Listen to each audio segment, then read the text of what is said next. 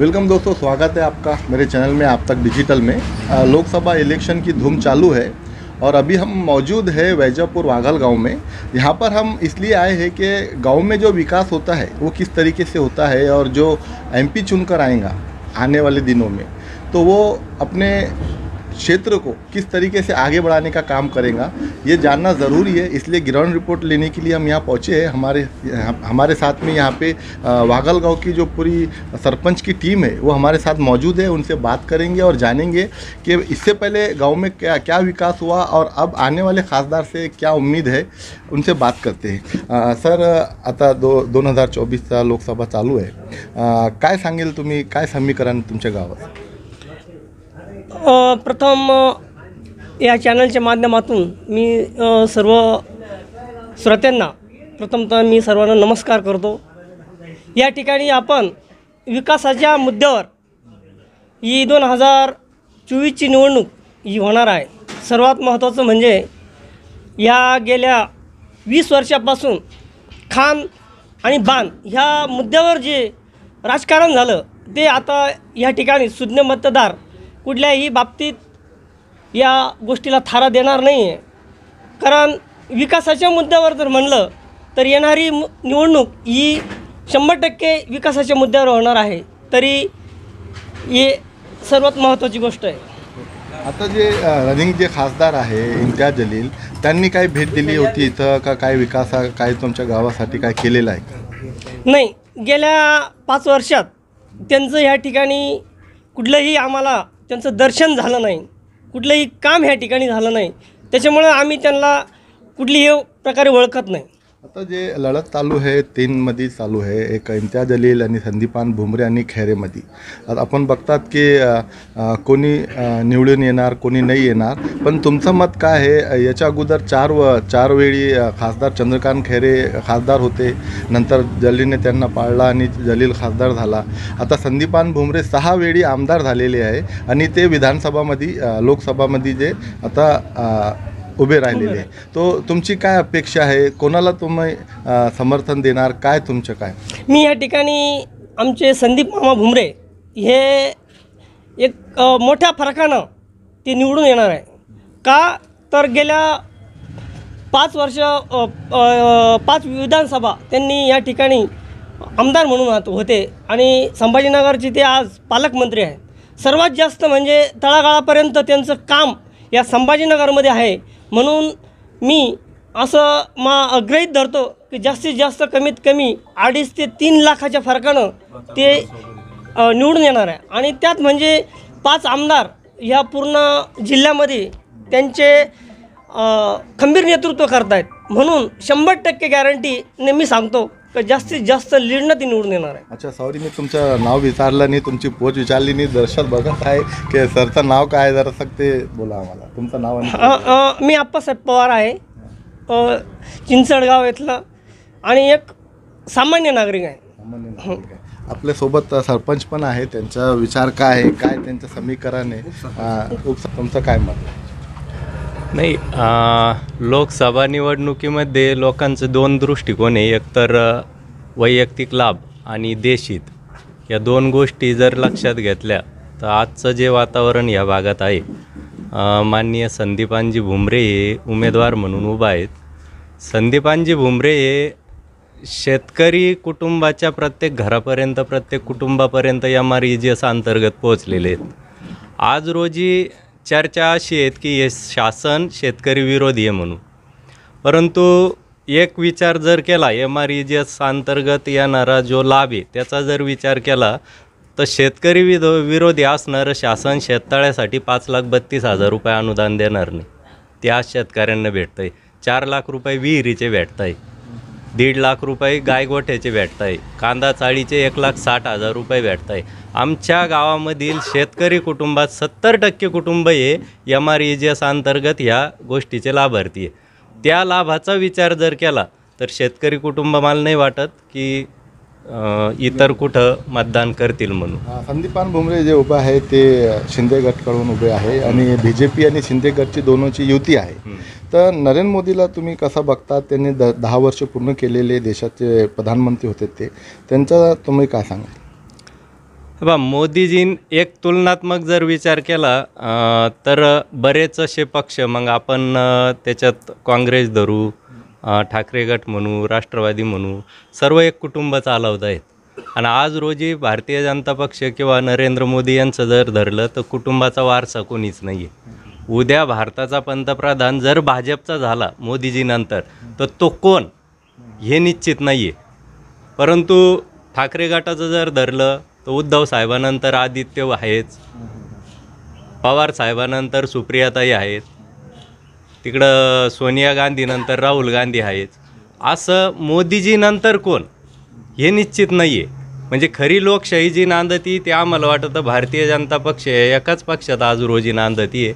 त्याच्यामुळं आणि दुसरी गोष्ट अशी आहे, आपण बघतोय की एक 14च्या अगोदर म्हणा किंवा 2000 सालाच्या आसपास आपण जर शहरी भागात गेलो तर अनोळखी वस्तूला हात लावू नका अशी अनाउन्सिंग व्हायची. का बरं होत होती? कारण जागोजागी बॉम्बस्फोट होण्याची भीती होती. 14 नंतर ह्या गोष्टी आपल्याला कुठंच आढळल्या नाही. काश्मीर वगळता 370 कलम रद्द आलं. आपले काश्मीरी बांधव जे त्या ठिकाणी आहे, 57% मतदान काश्मीरमध्ये झालं जिथं 30 ते 32% होत होतं. आज रोजी तो चुकीचा निरेटिव्ह इकडं पसरवल्या जातो की 370शी आपल्याला काय घे नाही. पण आपले जे सैन्य सेवेत बांधव होते आज त्यांच्या जीविताचा धोका कमी झालेला आहे. तुमच्याप्रमाणे मोदी तिसरी वेळी प्रधानमंत्री होणार 100%. आणि मागील ज्या काही जागा होत्या त्यापेक्षा जास्तीच्या जागा घेऊन पंतप्रधान होतील असं आम्हाला वाटतं. आता बेनिफिट भेटता आणि कसा खासदार यायला पाहिजे गावाला विकासासाठी? संदीपान भुमरे तेच चांगले. जलील साहेब 5 वर्ष त्यांना चोर वगैरे कुठे हे सुद्धा माहीत नाही. गेल्या 20 वर्षापासून समजा खैरे साहेब होते.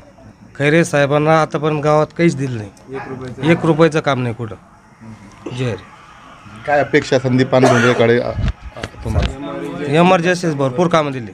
जवळजवळ 4 ते 5 कोटी रुपयाची कामं दिली आतापर्यंत. अच्छा, पुढे काय अपेक्षा? पुढं हेच आता जे मागचं झालं तेच पुढे देणार भुमरे साहेब. तुम्ही काय सांगाल? आम्ही जुने शिवसैनिक आहे. आर्य माने साहेबाचे आम्ही कार्यकर्ते होतो. तेव्हा खैरे साहेब हे खासदार होते. 15 वर्ष वाणी साहेब राहिले. त्यांच्या माध्यमातून खैरे साहेब आमदार झाले. पण खैरे साहेबांना आमच्या गावाला 1 रुपयासुद्धा निधी दिलेला नाही. त्याच्यामुळं आम्ही खैरे साहेबांवर नाराज आहे. आणि संदीपान भुमरे साहेब हे संभाजीनगरचे पालकमंत्री आणि शेतकरी कुटुंबातले असल्यामुळं त्यांनी आमच्या गावासाठी 5 ते 7 कोटी रुपयाचा निधी त्यांनी आज उपलब्ध करून दिले. आमच्या तिथं 250 उमरा आहे, घर उमरा, डोर टू डोर. तर जवळजवळ 80 ते 90% लोकांना त्याचा लाभ मिळालेला आहे. त्याच्यामुळं आमच्या गावातलं मतदान हे जवळजवळ 90% मतदान हे खैरे साहेबाला इथं होणार आहे. हे आपलं भुमरे साहेबाला होणार आहे. सॉरी, किती वोटिंग आहे हे गावामध्ये? हां, वोटिंग किती आहे गावामध्ये 1970 का 75 आहे. 2000. हां. सर, तुम्ही काय सांगेल, कसं समीकरण बघतात तुम्ही? आता हे तो क्लिअर झाला का तुम्ही संदीपान भुमरेचे समर्थक आहे, पण संदीपान भुमरे जर निवडून आले तर तुम्हाला काय अपेक्षा त्यांची?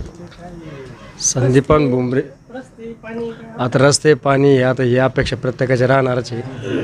आणि संदीपान भुमरे हे उमेदवार निवडून जर आले तर आम्हाला अपेक्षा तर समजा पहिलं दिलेलंच त्यांनी, पण इथून पुढं तर अपेक्षा राहणारच, प्रत्येकाच्या अपेक्षा राहणारच आहे.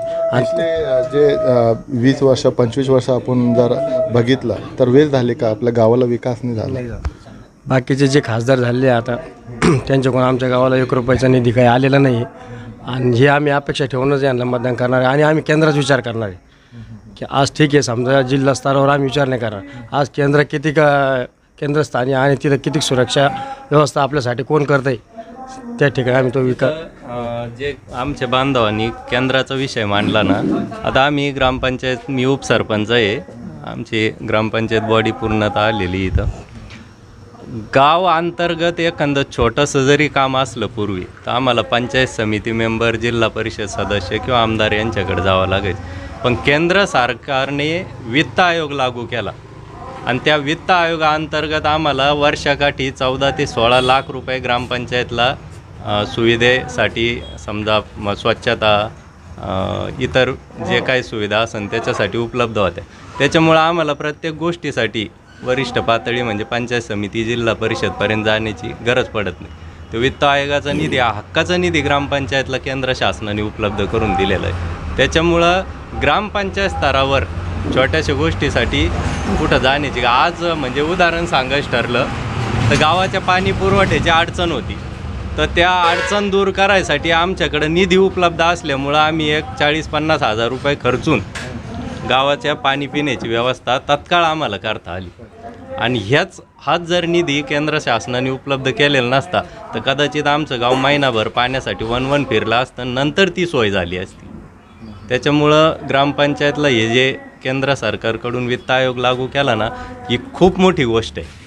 त्याचा खूप मोठा फायदा झालेला आहे. वैजापूर गंगापूर विधानसभेचे आमचे जे आमदार रमेश पाटील बोरनारे हे आज सगळ्यात जास्त या ठिकाणी कामाचा धडाका, त्यांचे प्रत्येक काम हे कोटी रुपयाचे काम वैजापूर गंगापूर या दोन्हीही विधानसभेमध्ये एकदम जास्तीत जास्त कामं या ठिकाणी लोकांना जे गरजा होत्या रस्त्याचे, टोटल वैजापूर तालुक्यात कुठेही जा प्रत्येक ठिकाणी डांबरीकरणाचे कामं हे जे लोक तळागाळात रोज प्रत्येक पंचवार्षिकला प्रत्येक पावसाळ्यात रस्ते कमरे इतके गाळातून जायचे, आज रोजी त्यांच्या घरापर्यंत ही 4 व्हील जाते. हा फायदा हा प्रत्येक नागरिकांचा होतो आहे. म्हणून नागरिकांचं एक फायदा आहे. पुन्हा येत्या काही काळात जी पाण्यासाठी वणवण करणारी जी महिला आहे त्यांचा पाण्याचा हंडा उतरवण्याचं काम आमचे प्राध्यापक रमेश पाटील बोरनारे सर यांनी 1074 कोटी रुपयाची जी योजना आहे ती ह्या ठिकाणी प्रगतीपथावर आहे. आणि येत्या 6 महिन्यात प्रत्येक घरात पाणी हे 100% मिळणार म्हणजे मिळणार.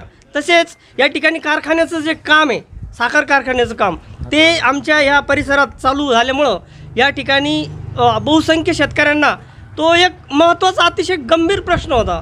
कारण ऊसं तोडून बांधावर फेकली जायची, आज तो कारखाना ते ऊसं घेऊन जाणार आहे. त्याच्यामुळं हा फायदा खूप मोठा होणार आहे. तो चलिए हम वैजापुर वाडल गांव में मौजूद थे और यहाँ पे की सरपंच की जो टीम थी इन्होंने स्पष्ट कर दी. अच्छा, क्या कहेंगे सर आप, क्या समीकरण दिखता है? क्या 100% भुमरे जी चुन के आने वाले हैं, क्योंकि जो गरीब जनता है उन्होंने अपने खाते के माध्यम से, जो रोज़गार हमी के खाते के वो मंत्री थे, तो वो माध्यम से उन्होंने पैसे वालों को तो वीर मिलती थी सिंचन के लिए.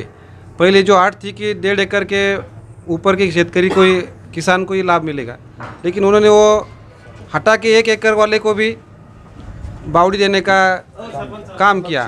हाँ, गाय और जानवरों के लिए गोटे का काम किया. सब एकदम बिल्कुल बढ़िया तरीके से उन्होंने अपना खाता चलाया करके. ऐसे आदमी को मोदी जी के सपोर्ट के लिए केंद्र में जाना बहुत ज़रूरी है. तो चलिए, ये वाडल गांव की सरपंच की पूरी टीम थी. यहाँ पर आम जनता भी मौजूद थी, यहाँ पे हर पक्ष का बंदा मौजूद था.